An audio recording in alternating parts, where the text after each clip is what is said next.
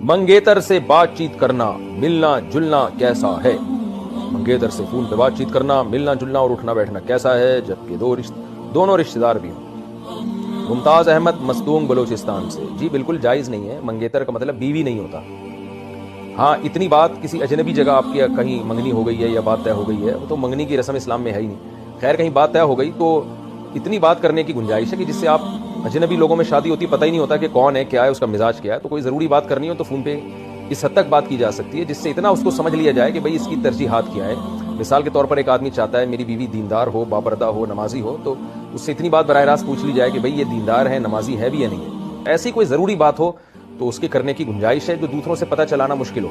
تو وہ کبھی کبھار، وہ بھی یعنی کبھی کبھار کیا ایک آدھ دفعہ فون پہ جو گپیں لگائی جاتی ہیں اور منگنی کا مطلب یہ سمجھا جاتا ہے اب تو ہم میاں بیوی بننے والے ہیں، اب تو جتنی مرضی گپیں لگائیں ڈیٹے ماریں، بالکل حرام ہے، ناجائز ہے۔ مصطفیٰ خان پشاور سے، اگر سوتے ہوئے احتلام ہونے سے پہلے بندہ اٹھ جائے اور اسے روک لے اور اس وقت چند قطرے نکل آئیں تو وہ مدی میں شمار ہوں گے یا منی میں؟ وہ منی ہی ہوتی ہے، مدی نہیں ہوتی۔ احتلام کو روک لیا جائے کیونکہ ایک دم پریشر کے ساتھ پانی نکلتا ہے احتلام میں، تو اگر کوئی روک لے اس کو تو وہ منی ہی ہوتی ہے، وہ مزی نہیں ہوتی، تو وہ چند قطرے بھی نکلیں گے تو اس سے غسل فرض ہو جائے گا۔ ہاں ویسے کسی کو احتلام نہیں ہو رہا تھا، ویسے یعنی پہلے ہی اڑ گیا وہ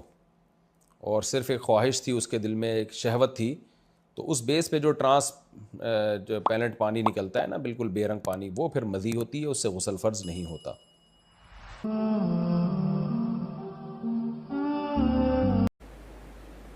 غیر ضروری بالوں کا مرد یا عورت کو کسی کریم سے ریموو کرنا جائز ہے، لیکن مرد کے لیے بہتر ہے کہ وہ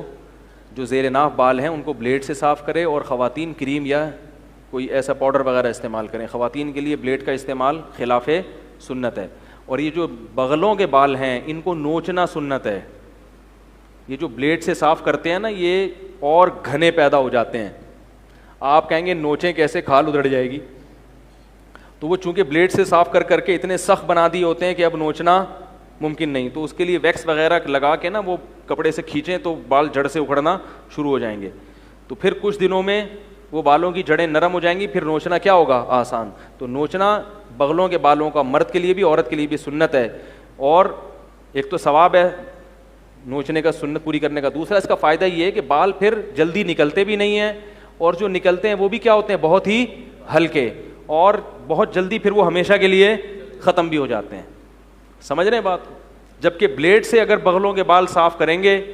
تو وہ اور زیادہ بڑھتے چلے جائیں گے، پورا تھائی لینڈ کا جنگل بن جاتا ہے۔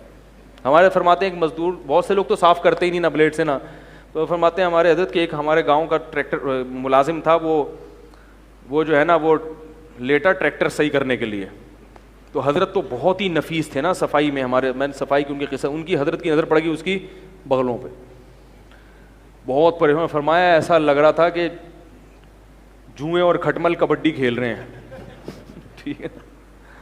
تو پورے تھائی لینڈ کے جنگل بن جاتے ہیں۔